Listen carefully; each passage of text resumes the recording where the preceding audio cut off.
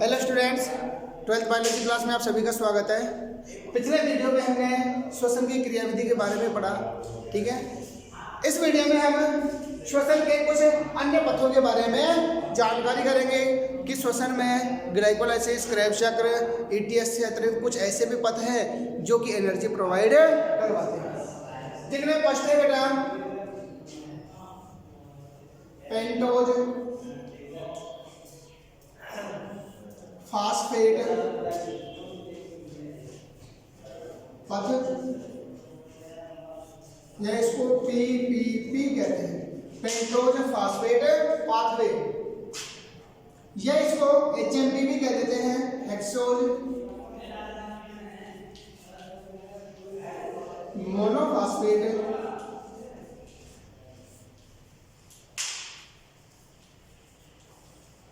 पथ या HMP।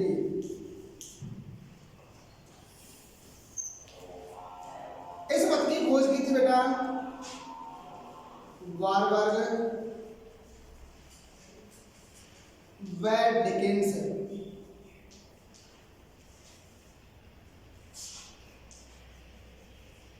नामक वैज्ञानिक ने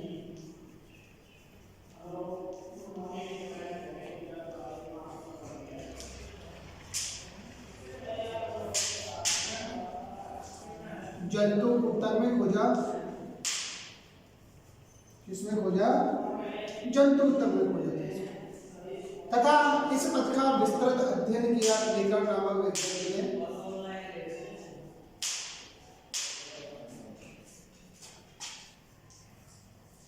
विस्तृत अध्ययन कहता है इसका रेगर नामक वैज्ञानिक। यह कुछ जीवों में ग्लूकोज के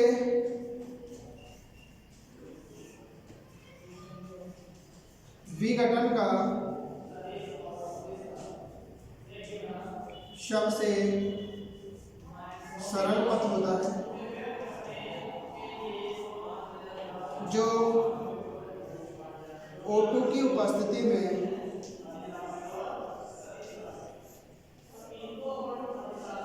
कोशिका द्रव्य में संपन्न होता है।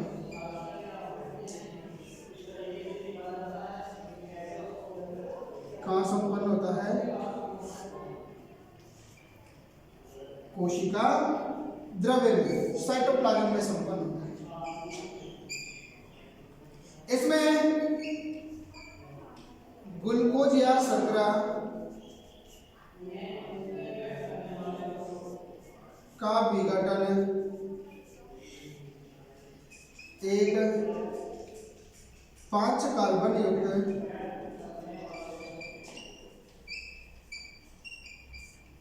मध्यवर्ती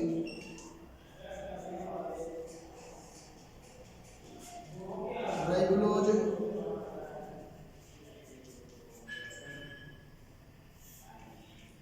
फाइव फॉस्फेट द्वारा होता है, जो कैसी होती है बेटा? पेंटोज शर्करा होती है। कैसी होती है? पेंटोज शर्करा होती है। इसी कारण इसको पेंटोज फास्फेट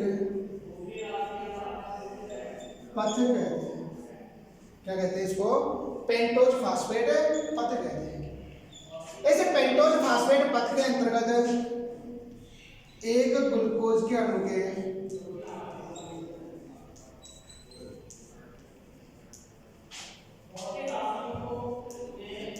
पूर्ण ऑक्सीकरण द्वारा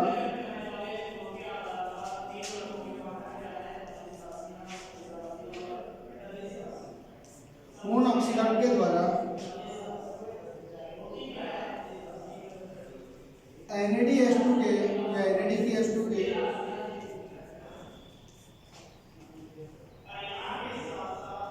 12 अणुओं का निर्माण होता है।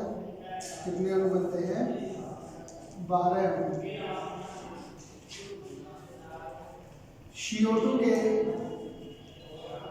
6 अणुओं का निर्माण होता है। तो CO2 के कितने अणु बने बेटा? 6। ये 12 अणु NADH2 के ETS पीएस में जाकर 36 एटीपी का निर्माण करता है। तो यहां देखो बेटा, पेंटोज फास्फेट पथ के बारे में हम अध्ययन कर रहे थे, जो कि श्वसन के कुछ अन्य पथ होते हैं, या यूं कहें कि जो ग्लूकोज विघटन है, उस ग्लूकोज विघटन के कुछ अन्य पथ है जिनमें पेंटोज फास्फेट पथ या इसे हेक्सोज मोनोफॉस्फेट पथ भी कहते हैं, एचएमपी पाथवे भी कहा जाता है। इस पथ की खोज बार बार डिकिंस नामक वैज्ञानिकों ने किसमें की बेटा, जंतु उत्तक में की, तथा इस पथ के बारे में डिटेल स्टडी की थी ड्रेकर नामक साइंटिस्ट ने। यह ग्लूकोज के विघटन का सबसे सरल पथ होता है, जो कि ऑक्सीजन की उपस्थिति में साइटोप्लाज्म यानी कि कोशिका द्रव में संपन्न होता है। इस पथ के अंतर्गत जो शर्करा है, शर्करा का विघटन एक 5 कार्बन युक्त मध्यवर्ती राइबोलोज 5 फॉस्फेट के द्वारा अर्थात पेंटोज शुगर के द्वारा होता है। चूंकि इस पेंटोज शुगर में 5 कार्बन होते हैं, कितने कार्बन होते हैं बेटा, 5 कार्बन, इसीलिए इसको बोलते हैं पेंटोज फास्फेट पथ। इसमें एक ग्लूकोज के अणु के पूर्ण ऑक्सीकरण के द्वारा NAD3H2 के 12 अणु बनते हैं, जो कि इसमें जाकर 36 एटीपी का निर्माण करते हैं, तथा CO2 के 6 अणु मुक्त होते हैं। अब ये पथ किस प्रकार संपन्न होता है, देखो,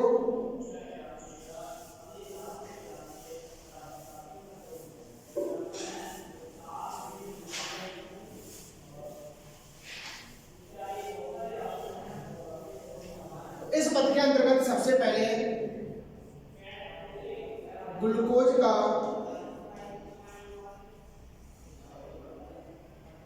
फास्फोरिलीकरण होता है, जिसके फलस्वरूप ग्लूकोज 6 फास्फेट का निर्माण होता है।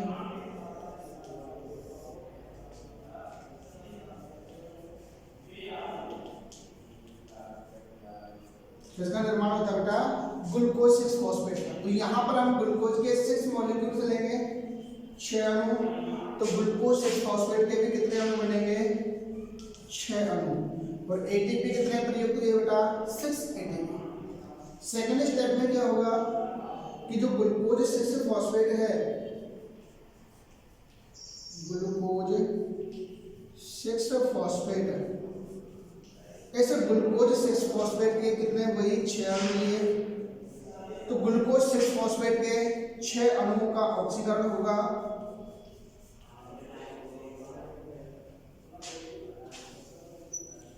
किसकी उपस्थिति में, डिहाइड्रोजिनेज,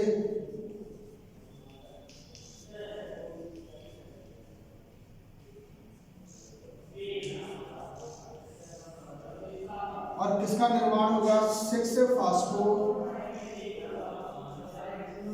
ग्लूकोनिक अम्ल,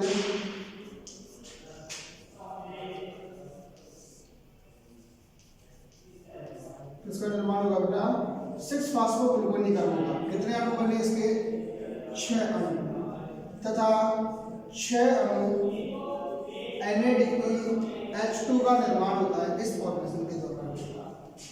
नेक्स्ट 6 फास्फो ग्लूकोनिक अम्ल,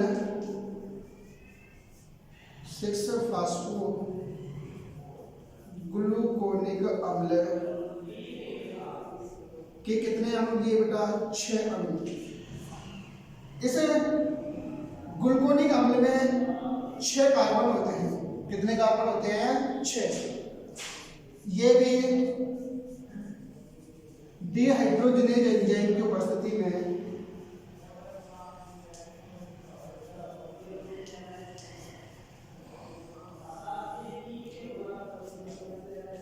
राइबोलोज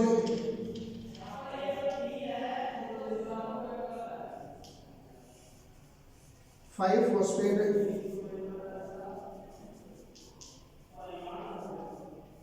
के कितने अणु बने बेटा, 5 अणु,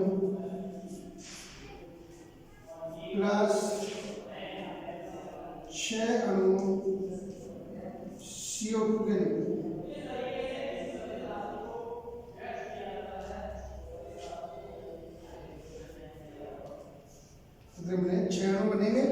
राइबोलोज 5 फॉस्फेट के, और 6 अणु किससे निकले, CO2 के प्लस 6 अणु NADPH2 का निर्माण होगा। तो यहाँ देखो इस पेंटोज फास्फेट पथ की क्रियाविधि के अंतर्गत सबसे पहले ग्लूकोज का फास्फोरिलीकरण होता है ATP के द्वारा। तो ग्लूकोज ATP के साथ क्रिया करके ग्लूकोज 6 फॉस्फेट का निर्माण करते हैं। अब ग्लूकोज 6 फॉस्फेट का ऑक्सीकरण होता है किसकी उपस्थिति में, डिहाइड्रोजनेज एंजाइम की उपस्थिति में। तो डिहाइड्रोजनेज एंजाइम की उपस्थिति में ग्लूकोज 6 फॉस्फेट के ऑक्सीकरण के द्वारा 6 फास्फोग्लूकोनिक अम्ल का निर्माण होता है। इस दौरान 6 NADPH2 अणुओं का निर्माण होता है। अब 6 फास्फोग्लूकोनिक अम्ल का पुनः ऑक्सीकरण होता है डिहाइड्रोजनेज एंजाइम की उपस्थिति में, जिसके फलस्वरूप 5 कार्बन के, कितने कार्बन के बेटा, 5 कार्बन के राइबोलोज 5 फॉस्फेट का निर्माण होता है, जो कि एक पेंटोज शुगर होती है, तथा 6 अणु CO2 के प्राप्त होते हैं और 6 अणु ही NADPH2 के प्राप्त होते हैं। इस प्रकार हमने देखा कि यहाँ पर पेंटोज फास्फेट पथ में एक 5 कार्बन का राइबोलोज 5 फॉस्फेट मध्यवर्ती का निर्माण होता है तथा 12 अणु NADPH2 के बनते हैं। कितने अणु बेटा, 12 अणु NADPH2 के बनते हैं, जिसमें 6 अणु तो ये रहे और 6 अणु राइबोलोज 5 फॉस्फेट के निर्माण के दौरान बनते हैं। इस प्रकार कुल 12 NADPH2 अणुओं का निर्माण होता है। ये 12 NADPH2 अणु ETS में जाकर 36 ATP मुक्त करते हैं तथा 6 अणु CO2 मॉलिक्यूल से मुक्त होते हैं, जो कि यहाँ होते हैं। इस प्रकार पेंटोज फास्फेट पथ जीव में होने वाला ग्लूकोज के विघटन का सबसे सरल पथ होता है, जो कि 36 ATP मुक्त करता है। सेकेंड है बेटा इसमें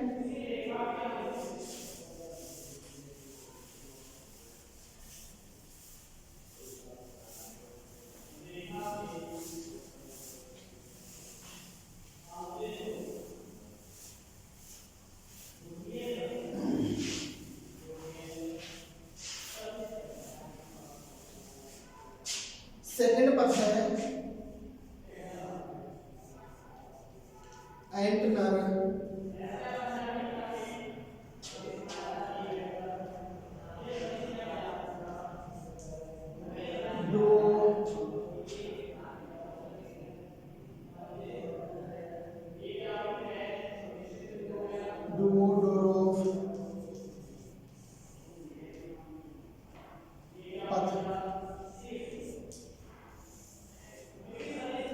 सेकेंड पथ है एटनर डुओडोरो पथ। इस पथ की खोज की थी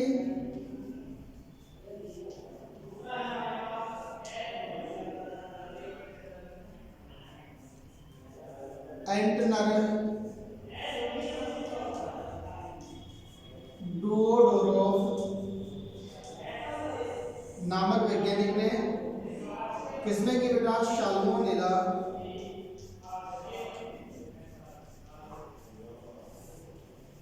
नामक जीवाणु।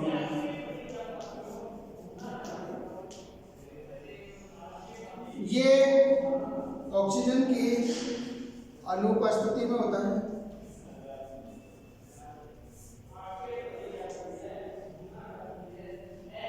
इसमें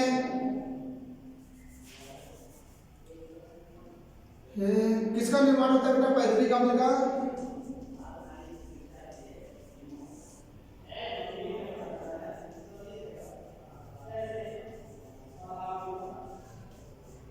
किसका निर्माण होता है, पाइरुविक अम्ल का निर्माण होता है, जिसका आगे अवायवीय है, ऑक्सीकरण होता है। क्या होता है, अवायवीय ऑक्सीकरण होता है। तो ये थे बेटा ग्लूकोज विघटन के कुछ अन्य पथ या श्वसन के कुछ अन्य पथ।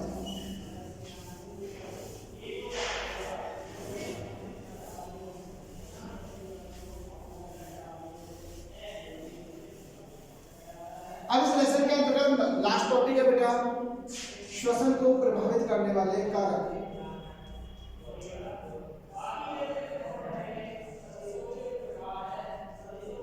श्वसन को करने वाले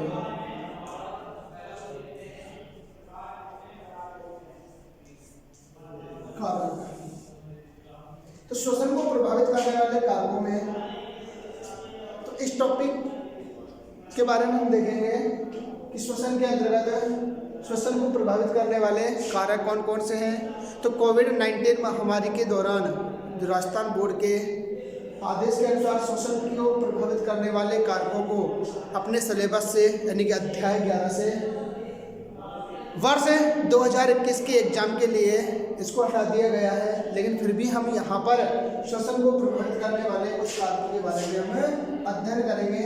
लेकिन एग्जाम की दृष्टि से यह टॉपिक अब इम्पोर्टेंट नहीं रहा, क्योंकि इसे परीक्षा 2020-21 के लिए इसको हटा दिया गया है।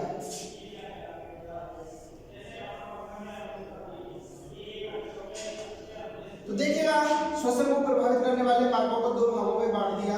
बाह्य कारक,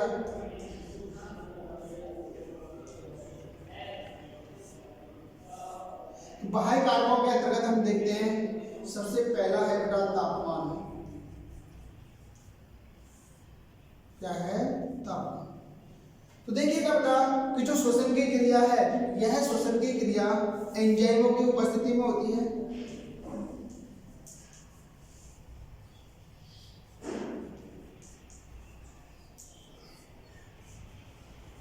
श्वसन की क्रिया किसकी उपस्थिति में होती है बेटा?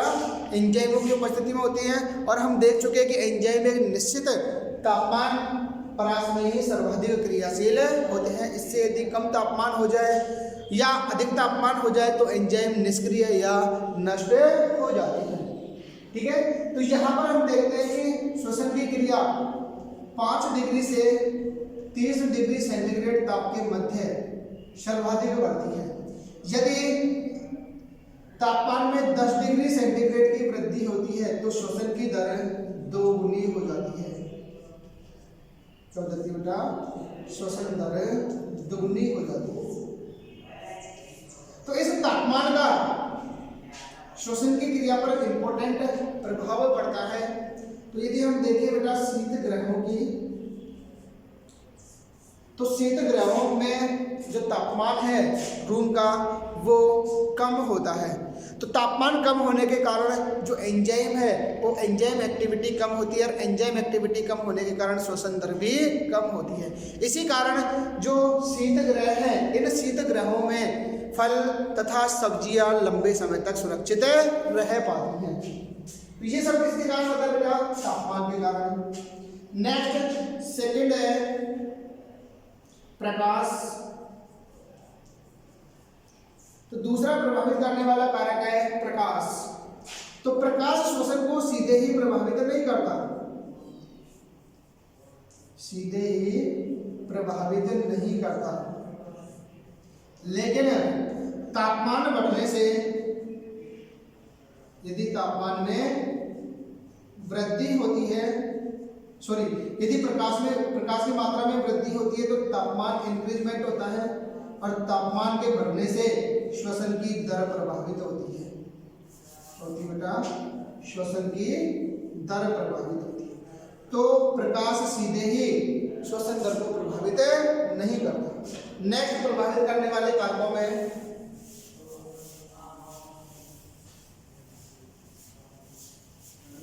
थर्ड है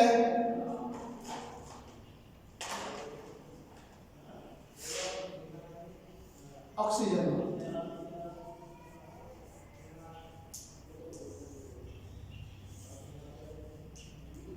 तो ऑक्सीजन की बात करें तो हम देखते हैं कि ऑक्सीजन की यदि उपस्थिति होगी, यानी कि जब ऑक्सीजन उपस्थित होती है तो ऑक्सीजन की उपस्थिति में वायवीय श्वसन होता है, तथा ऑक्सीजन की अनुपस्थिति में अवायवीय श्वसन संपन्न होता है। क्या होता है? अवायवीय श्वसन। नेक्स्ट है बेटा चौथा जल। देखो बेटा जल जो है, जल जीवित द्रव्य का महत्वपूर्ण घटक होता है। जल जीवित द्रव्य का होता है, ठीक है।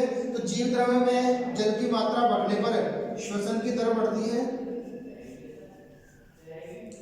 ठीक है। यही कारण है कि जो अंगूर है, ये अंगूर किशमिश या बादाम की तुलना में जल्दी खराब हो जाते हैं, क्योंकि अंगूर के अंतर्गत जल की मात्रा अधिक होती है, जबकि किशमिश या बादाम के अंतर्गत जल की मात्रा कम होती है। तो अंगूर के अंतर्गत जल की मात्रा अधिक होने के कारण ये जल्दी खराब हो जाते हैं, लेकिन किशमिश या बादाम के अंतर्गत जल की मात्रा कम होने से श्वसन दर कम होगी, और श्वसन दर कम होने से लंबे समय तक सुरक्षित बने रहते हैं। नेक्स्ट है प्रभावित करने वाले कारकों में फिफ्थ CO2। देखो जो कार्बन डाइऑक्साइड है, इस कार्बन डाइऑक्साइड का निर्माण किसमें होता है बेटा? श्वसन में होता है। किसमें होता है? श्वसन में होता है। तो जब CO2 की मात्रा बढ़ती है, तो CO2 की मात्रा बढ़ने से रंध्र बंद हो जाते हैं, और रंध्रों के बंद होने से O2 पत्ती में प्रवेश नहीं कर पाती, और ऑक्सीजन के प्रवेश नहीं करने से श्वसन दर कम हो जाती है। तो CO2 की मात्रा बढ़ने से श्वसन दर में गिरावट आ जाती है, क्योंकि जब CO2 की मात्रा अधिक हो जाती है तो रंध्र बंद हो जाते हैं, रंध्रों के बंद होने से पत्ती में ऑक्सीजन प्रवेश नहीं कर पाती, और जब ऑक्सीजन प्रवेश नहीं करती तो श्वसन की दर कम हो जाती है। तो ये श्वसन को प्रभावित करने वाले बाह्य कारक थे। अब देखते हैं श्वसन को प्रभावित करने वाले आंतरिक कारकों के बारे में।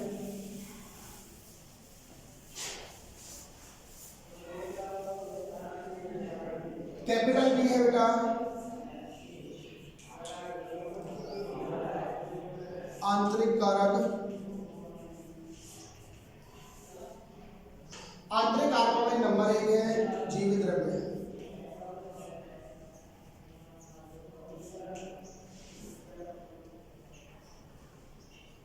तो देखो जो सक्रिय कोशिकाएं होती हैं,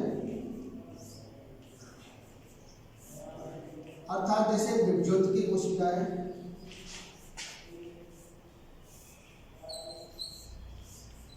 इन विभज्योति की कोशिकाओं में जीव द्रव्य सक्रिय होता है, और जीव द्रव्य के सक्रिय होने से श्वसन दर भी अधिक होती है। लेकिन जो परिपक्व कोशिकाएं हैं, इन परिपक्व कोशिकाओं में श्वसन दर विभज्योति की कोशिकाओं की तुलना में कम होती है, क्योंकि इनका जीव द्रव्य सक्रिय नहीं होती। सेकंड है कोशिका की आयु। कोशिका की आयु, तो तरुण कोशिका में श्वसन दर अधिक होती है। इसके अतिरिक्त परिपक्व या प्रौढ़ कोशिका में श्वसन दर कम होती है। नेक्स्ट थर्ड है चोट या घाव। देखो चोट या घाव की बात करें तो चोट, यदि पादप में कहीं भी चोट लग जाती है, कोई भी घाव हो जाती है, तो चोट व घाव की स्थिति में श्वसन दर बढ़ जाती है।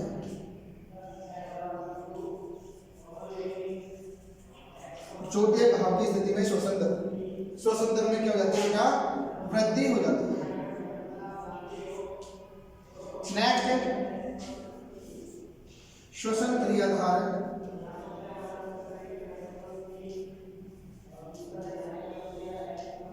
तो देखिएगा श्वसन क्रिया में जो श्वसन क्रियाधार है, इस श्वसन क्रियाधार के रूप में ग्लूकोज, फ्रक्टोज, माल्टोज इत्यादि शर्कराओं का उपयोग होता है।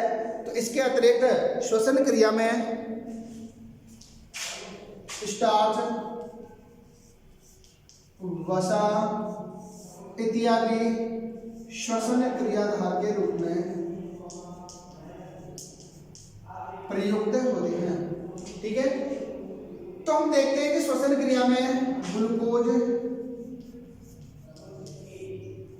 फ्रक्टोज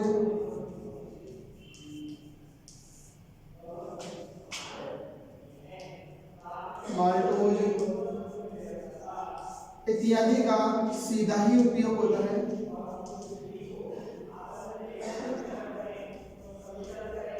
क्या होता है? इनका सीधा ही उपयोग होता है। लेकिन स्टार्च वसा की बात करें, इन श्वसन क्रियादारों से पहले सरल शर्कराओं का निर्माण होता है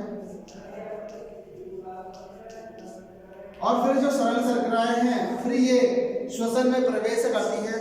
किस में प्रवेश करती हैं? श्वसन में। इसीलिए ग्लूकोज फ्रक्टोज ये श्वसन में सीधे ही प्रयुक्त होने वाले शर्कराएं हैं, जबकि स्टार्च वसा पहले इसका सरल शर्करा में निर्माण होता है, उसके पश्चात ये श्वसन में प्रवेश करते हैं। इसी कारण जो रोगी व्यक्ति है उस रोगी व्यक्ति को सीधे ही ग्लूकोज दिया जाता है। लेकिन एक स्वस्थ व्यक्ति के भोजन में स्टार्च और वसा की अधिकता होती है, क्योंकि जो बीमार व्यक्ति होता है उस बीमार व्यक्ति की बॉडी में इन स्टार्च और वसाओं को सरल शर्कराओं में परिवर्तित करने की क्षमता कम होती है, और जब तक ये सरल शर्कराओं में परिवर्तित होती है, ठीक है, तो उसमें बहुत देर हो चुकी होती है।